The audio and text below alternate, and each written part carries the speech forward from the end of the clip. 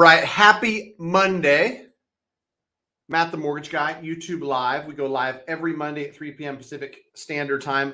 This week, I want to talk to you guys about all the talk in the news about these loan level price adjustments. That's the fancy Mortgage Guy talk for the things that are in the headlines that say you're getting a discounted rate if you've got a worse credit score, and now you're getting penalized, you're getting a fee if you've got a better credit score.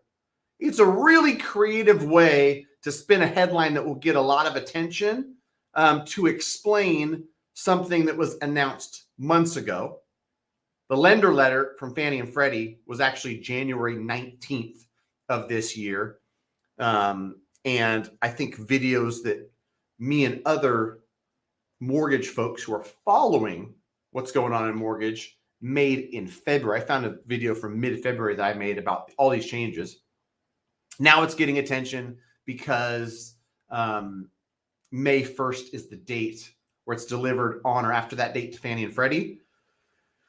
These new pricing adjustments will take place. So I'll tell you some of the truth behind all these comments. As always, fire away with any questions you have on mortgage, on real estate, on programs, on rates, on things like this. I'm more than happy to help advise, give my opinion as somebody on the inside, right? And so first and foremost, let's get into this whole debacle, right? It got so much press playtime, not only with the news and headlines and multiple articles written about it, but then in real estate groups, in mortgage groups, everywhere. Everybody's up in arms. And for good reason, I guess you can be upset about it, but somewhere in between being super upset how it's the worst thing ever and my stance that leans closer like this isn't that big of a deal, somewhere in the middle is where most of you guys should land once you understand it. So I guess we can start with the lender letter that went out in January talking about loan level price adjustment framework. Now, you don't need to understand the nooks and crannies and intricacies of mortgage. Just know that loan level price adjustment means there's adjustments to the price you pay for a specific rate based on your credit score, how much your down payment is, what the use of the property is, investment or primary, and a bunch of other factors. And these loan level price adjustments can change. Let me give you a little bit of context. Here's an actual chart that will show you, and I'll do a little bit of zoomy here. Higher than 780 credit score, 60 to 70% loan to value. There's zero up here, right? There's no loan level price adjustments. Meaning, if the base rate for something is 6.5%, there's no adds to that 6.5%. Whereas if you've got 20% down and you've got less than 640 credit score, 2.875, not in rate, important, not in rate, but 2.875, 287 basis points in price, which probably translates to 1.5% in rate. Higher for having that sub 640 credit score. Now here's what changed. And here's the important part is, let's clarify first off, worse credit score, worse interest rate. Better credit score, better interest rate. One more time. You've got a better credit score, you're going to get a better interest rate. You've got a worse credit score, you're going to get a worse interest rate. Now, the headline of 620 FICO score gets a 1.75 discount and 740 FICO score pays a fee might lead you to believe like, oh, well, If I've got worse credit, I'm getting a better deal. Incorrect. There was adjustments made to this chart that we just looked at where the better credit scores saw some worsenings. Now, this is kind of crazy because red equals better and orange equals worse on this sheet, even though red is usually worse. Let me see if I could do a little zoomy here. This is a screenshot my boy Andrew Cady, a video he made back in February, I believe. And so you already had these loan level price adjustments for different credit scores and different down payments. Down payments are up top, loan to value. 97% up here means you're putting 3% down. 95.01 to 97 means you're putting 5%. Then 10%, 15%, and so on, right? So across the top, you've got down payment buckets. On the left-hand side, you've got credit score buckets, 620 to 640, 640 to 660, all the way up to 780 plus. Here's what changed. Here's what changed, and it's going into effect May 1st for loans delivered to Fannie and Freddie. But no, if you're a buyer, if you're a realtor, if you've got a loan in process, if you just closed a loan, these changes to pricing have long since been integrated into lenders' price sheets. It didn't change when the news came out. It's not going to change on May 1st.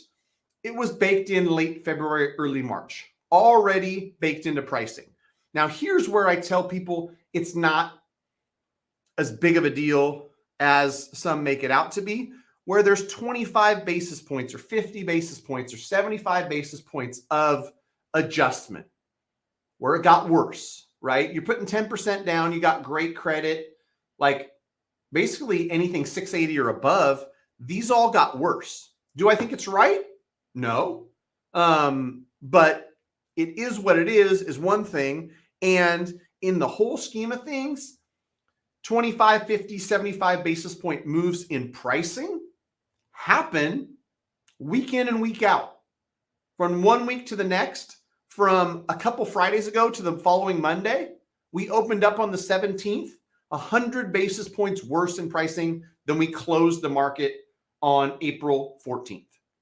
So I came in and I had 100 basis points worse on all loans across the gamut, right? And so when I look at this and people are up in arms about this, that, you know, if you've got a 780 score and you're putting 20% down, it got 25 basis points worse. Or you got 760 to 780, it got 62 and a half basis points worth. Up in arms.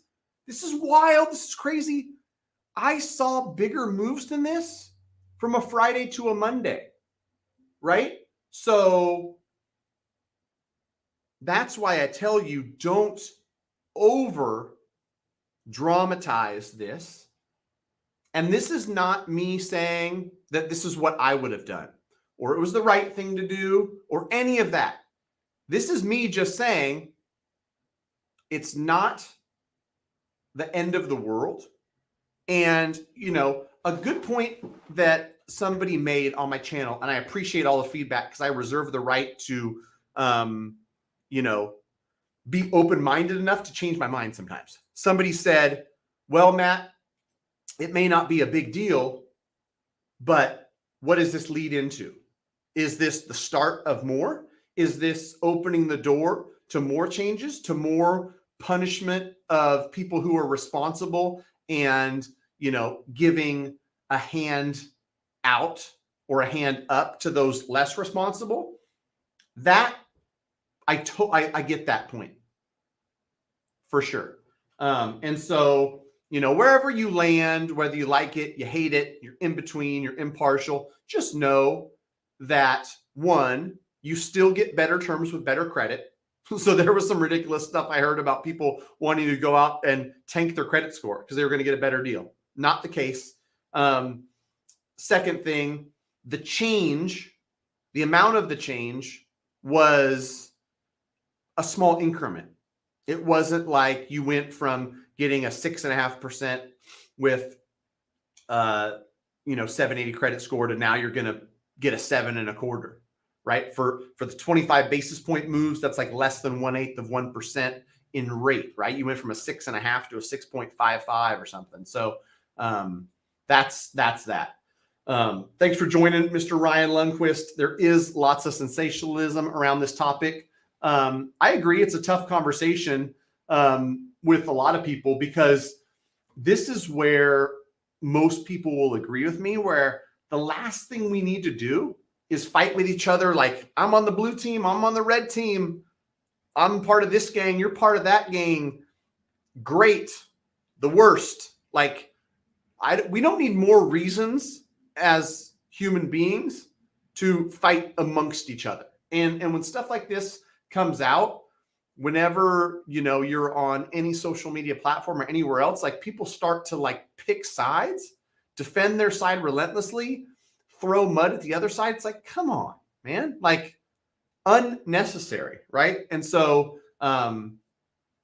anyhow, that's the gist of it. Let's see what my buddy Joey Garessi has to say. Congrats, Joey. And you know what I'm talking about. I won't say it publicly, but you know what I'm talking about. Congrats, my man.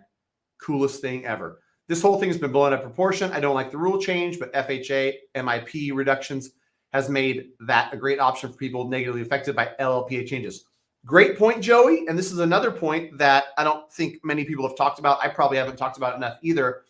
This is conventional loans. This is Fannie and Freddie. None of these changes apply to FHA. FHA loans, Fannie and Freddie conventional, separate deals, separate price structures, separate everything.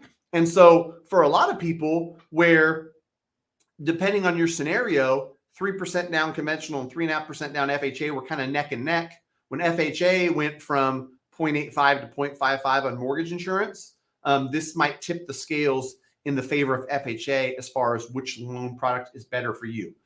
If you are looking to buy a house and you're getting pre-approved, you have to be able to speak with a knowledgeable mortgage advisor that can show you side by side.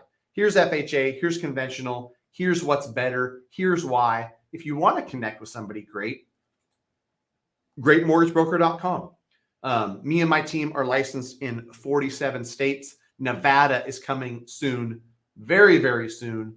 And so slowly but surely we'll be all over this beautiful country. But greatmortgagebroker.com if you want to get yourself pre-approved and look at what works best for you.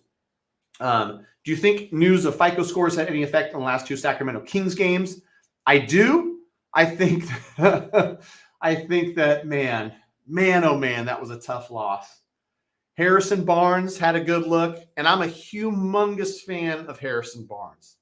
Just seems like the humblest dude who just keeps his cool and he's composed on the basketball floor. So I can't ever get mad. There's Sacramento Kings fans that are saying he shouldn't have the shot, should have gone to Malik Monk, have a contested shot from Fox, whatever the case. But these FICO scores had an effect on De'Aaron Fox's finger, because apparently he's got a fractured finger and is doubtful for Wednesday's game. So we'll see. We'll see how this has an effect on my beloved Sacramento Kings and their date with destiny this year.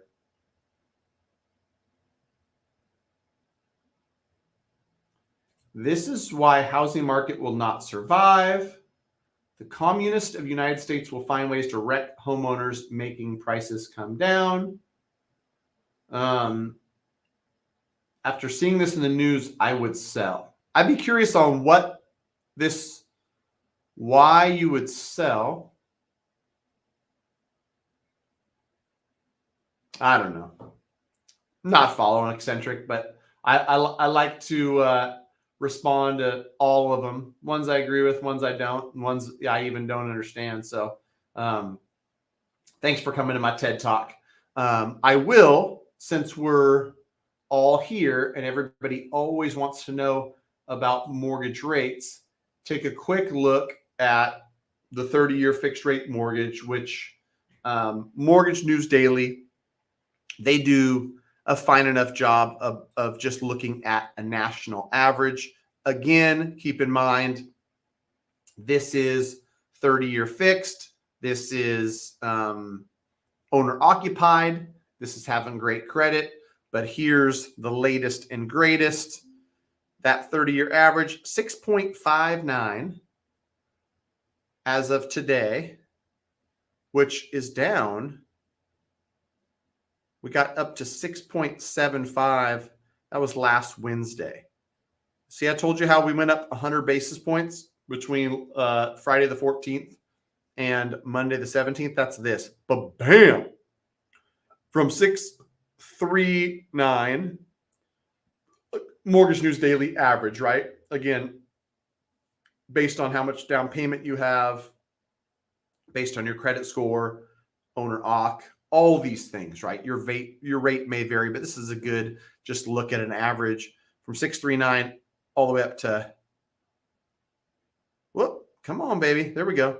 675. Well, I guess Monday was 661, and then it creeped up more and more. But a big jump. Rates change daily. I can't stress that enough. It's always interesting because I talk to people. They're like, oh, hey, what do you think about this quote I got? And I look at it, it says February 24th, right? Like rates change every single day. So even the stuff that you got 2 weeks ago is not going to be accurate when we're talking about mortgage rates. So that's that. What else we got? Tax this, tax that. All right. Fire away your questions, comments, concerns.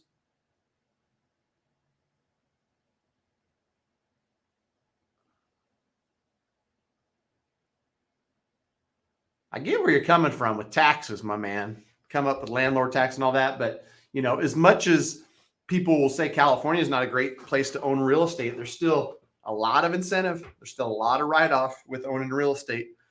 It's still something that I see a lot of people winning owning real estate. So, Eric Cuellar, yeah, exactly what you're saying here. It's a relatively insignificant effect, and I mean so insignificant that we weren't talking about it because people didn't notice. Like this has already been in effect, and that's the thing that people don't understand is like May 1st is kind of a meaningless date that gets put on the news where everybody's like, starting May 1st, this is going down. Well, we've known since January that it's going down May 1st. So every single lender across the country who is writing loans in February, March, and April, guess what they have already done? Most of them in February, the latest ones early March, they've already put new pricing structures into their pricing engines. This pricing is already priced in. So if you had a 780 credit score and I priced you at 20% down, this was already baked in February. From now till May 1st, zero change, zero, nilch, already there. And to your point, some of these loan level price adjustments that are 25 basis points, 50 basis points, we see that every single day, which reminds me, we'll take a look at what today has brought the mortgage world. I haven't looked at it. It's been a wild day.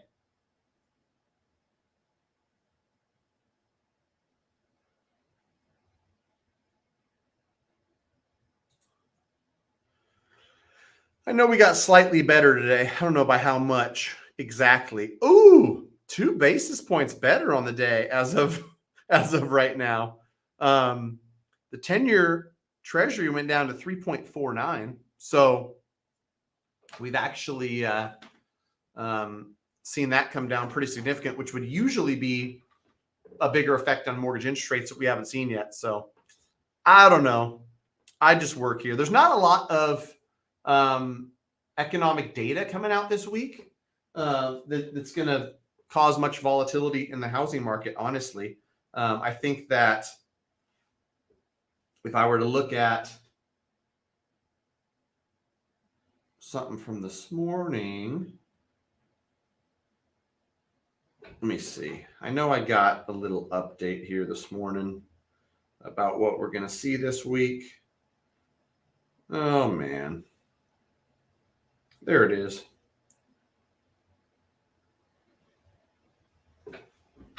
No Fed speakers this week. No economic data today. Rates not really in danger of moving much either way.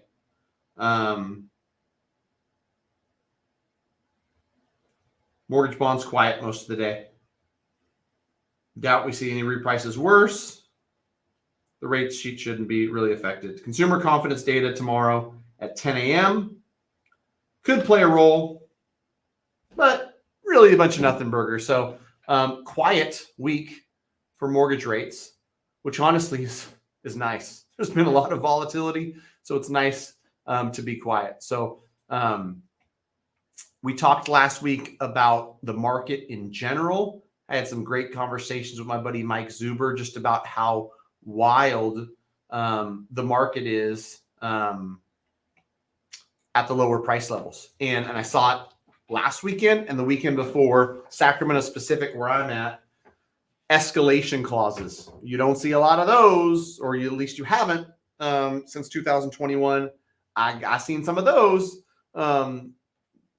These seller multiple counter offers with, quite honestly, some ridiculous terms, shortened escrow periods, removing the appraisal contingency. It's all happening.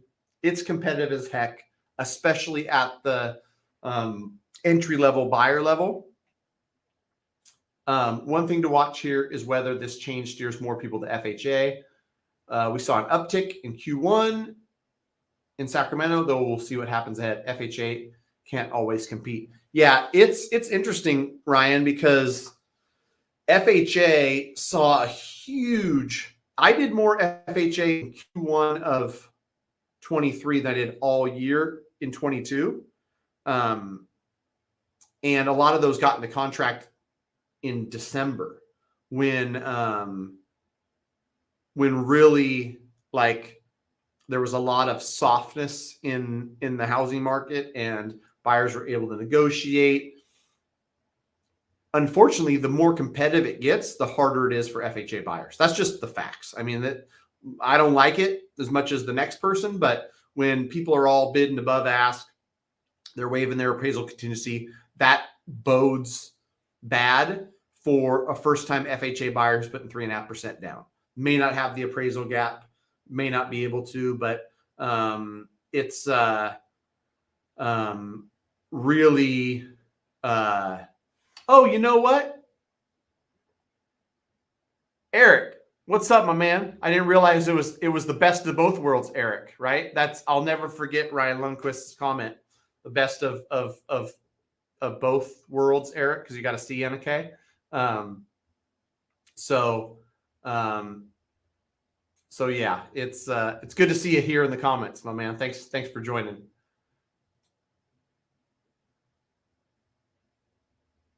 And we'll see, Ryan, on the FHA front on whether or not there's an uptick in FHA loans. For me, from what I see and just, data off the top of my head,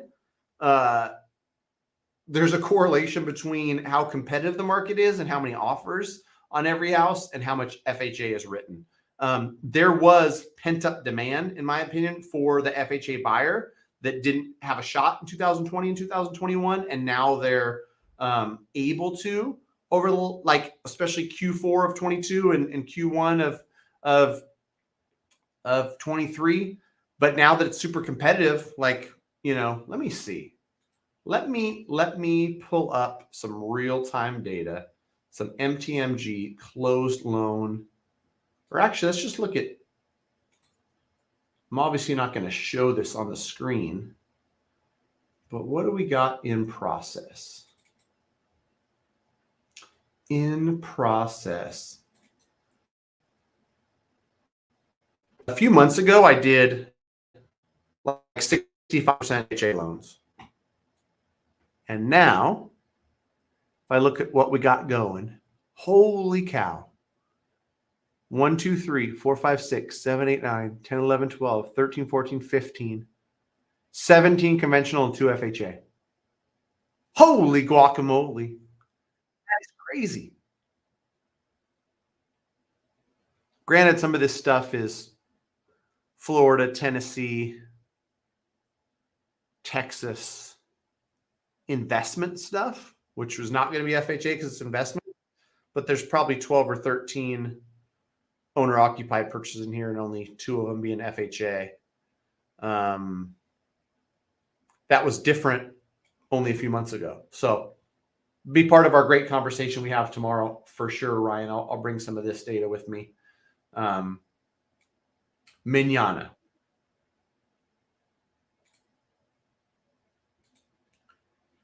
Housing market wasn't just hot when Dream for All was here. It's still blazing locally. Yeah, that was something that was one of the interesting parts for me, Ryan, is I talked to listing agents when California Dream was here. Sacramento got 11% of those loans. So we saw definite impact here in Sacramento.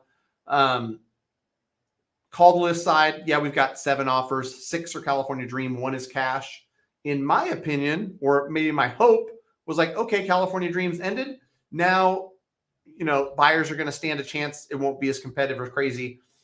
That program went away, and I feel like it created this influx of demand that maybe didn't need California Dream, but it kind of re-sparked their energy and enthusiasm for housing, because after that program's been discontinued, shut down, reached capacity, we've still got 8, 10, 12 offers on a lot of these homes at the entry level. I got to specify that. People get that confused. Like, I just put in an offer on a place for 1.2 million. I was the only offer. Well, yeah, because it was 1.2 million. Very different dynamics in different segments of housing. Entry level, first time buyer, 500 grand price point for Sacramento. I understand first time buyer is different depending on where you're at in the country. Certain dynamic.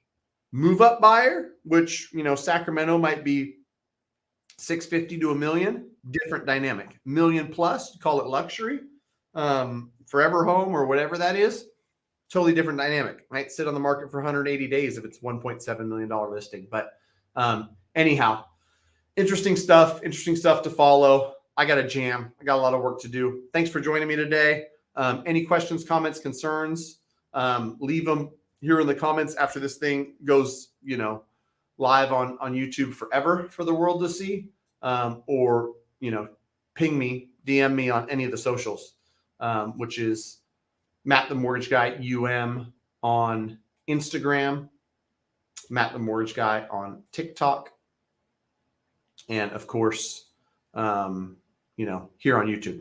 All right. Thanks for watching. Adios.